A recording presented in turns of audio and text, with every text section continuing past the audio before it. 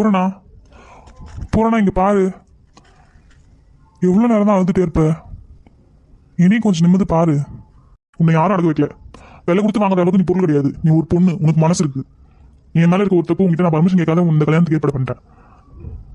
என்னை மன்னிச்சுட்டு பூரணா. உன்னை கண் கலங்காம வச்சு நான் காப்பாத்துவேன். I love you Poorna. தாலி கட்டலாமா?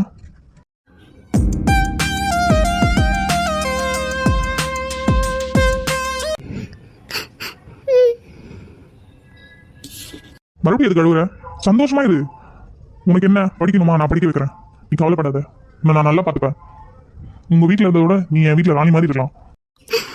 நீங்க பிடிச்சிருக்குன்னா என்கிட்டே வந்து சொல்லிருக்கலாம்ல. ஆனால் நீங்கள் நேரடியாக எங்கள் அப்பா கிட்ட பேசி என்ன ஒத்துக்க வச்சிருக்கீங்க. அதெல்லாம் சூழ்நிலை. அதெல்லாம் உனக்கு சொன்னா புரியாது. அதெல்லாம் நான் உனக்கு பொறுமையா சொல்றேன். இப்போதைக்கு சந்தோஷமா தாலி வாங்கு. இன்னிலேருந்து உன் கண்ணில் ஒரு சின்ன கண்ணீர் வராம நான் உன்னை பார்த்துப்பேன்.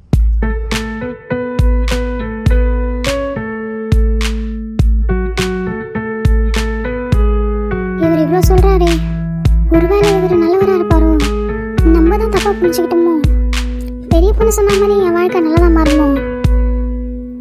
பார்க்கலாம். வெயிட் பண்ணி தானே பார்க்கணும்.